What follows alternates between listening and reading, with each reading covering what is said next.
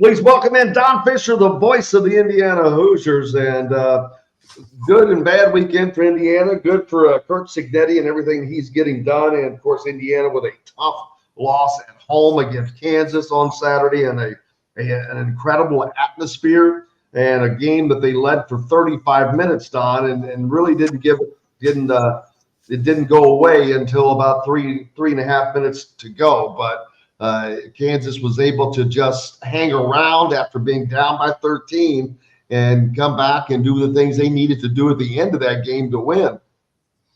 Well, they did, without question. Kansas is a really good ball club. I'm not sure they're the number 2 ranked team in the country or should be, but they are certainly a top 10 ball club. Bill Self does a phenomenal job as a basketball coach. We all know that.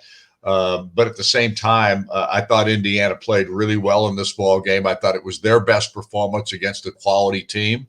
And not to say that they haven't won some ball games that were important. Obviously, the Michigan-Maryland games in the Big Ten to start the season in that regard was really important. But of all the teams they played at this point, you'd say UConn was probably the best, and Kansas was probably the second best, Auburn being the third best, and Auburn kicked their butt. So my feeling is the bounce back from that Auburn loss a week ago Saturday and the effort that they put in this ball game was really a key. And the fact that they were competitive in this game, competitive throughout the contest and led for a good portion of it, was such a big improvement for this ball club. Unfortunately, they didn't get it done at the end. You can say fatigue had a factor in it. But the fatigue was the same for Kansas as it was for Indiana because those guys play a ton of minutes without the bench playing very many minutes at all. In fact, I think Kansas had, 6 bench points? Indiana had 3 bench points. So the bench didn't factor in, with the exception of maybe defensively at all in this ball game for Indiana from an offensive standpoint. So I give this ball club a lot of credit for the bounce back, for the effort that they put forth, the competitiveness that they showed. And to me, that was maybe the most important thing that came out of this ball game is that they competed like crazy.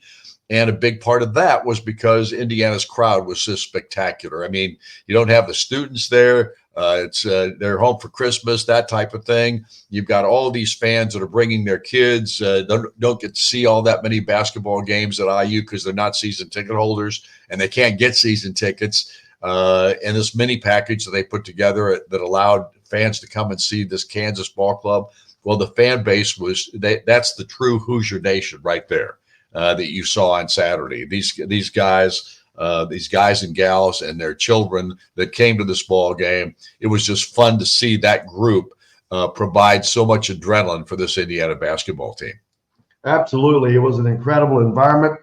They even got the candy stripe sections worked out. I couldn't believe that they got them worked out. I'm like, daggone, they got it to work.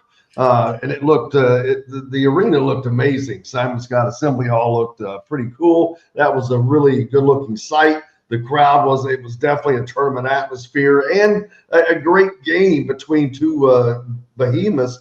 But Kansas is able to pull away toward the end.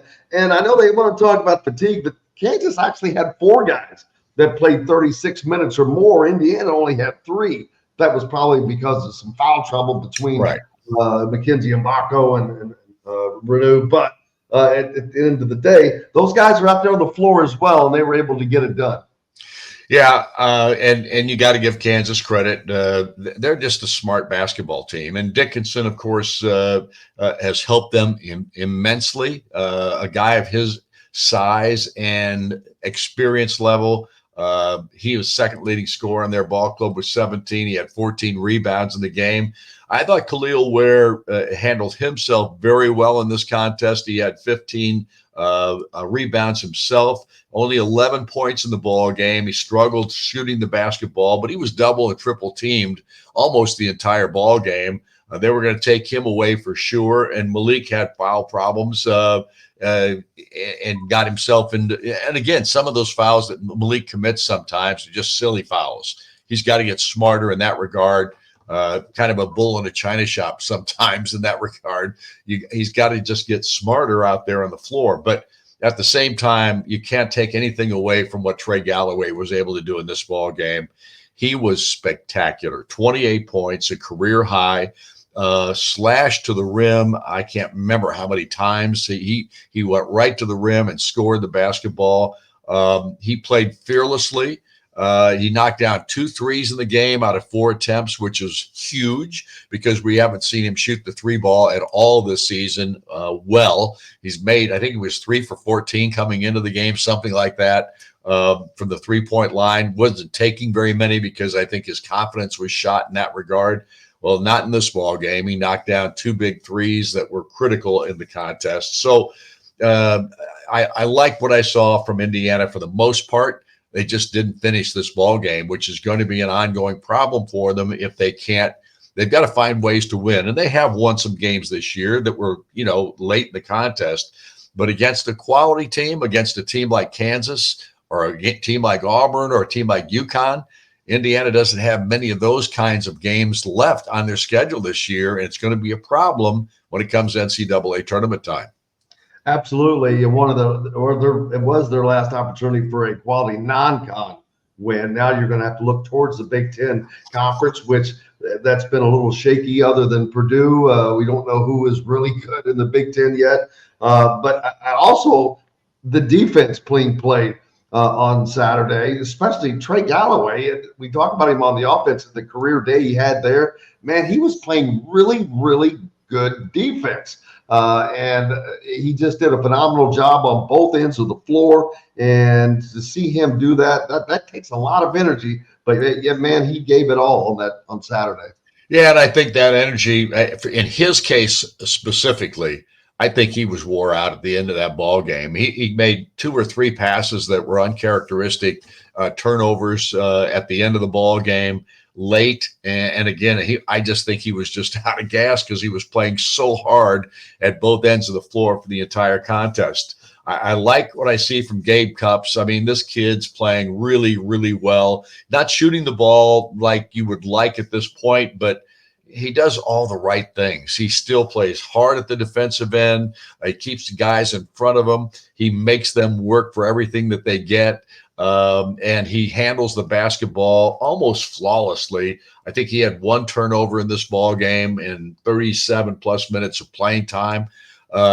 You just got to like this kid. He's going to be a major factor for Indiana for a long time to come. But then there's the elephant in the room too, and that's Xavier Johnson, who is still not playing at this juncture of the season. And could he have helped Indiana in a couple of these ball games? I hope to kiss a pig. I mean, yeah. I mean, for heaven's sakes, Xavier in a ball game like this against a team like Kansas would have been a major factor in the contest, whether it was scoring or defense or whatever. But he would have helped Indiana a lot. The bench did nothing in this ball game. I mean, Anthony Walker, I thought, played okay in his playing time out there, and Caleb Banks did as well. But neither one gave him much offensively in the game. So at any rate, when you look at the whole of this contest, the thing that came out of it that was most impressive for me was how competitive they were in a game against a really good basketball team. And it shows you that they can make that kind of an effort if they put their heads on straight. And unfortunately, they didn't against Auburn. They certainly didn't play great against UConn. Again, I think that was earlier in the season when you're still learning everything. But at the same time, right now, they've got to start a winning streak here in Big Ten play when it starts up along after the 3 games that they better win leading up to that. They've got to get a winning streak going in the Big Ten to become a factor for the rest of the season.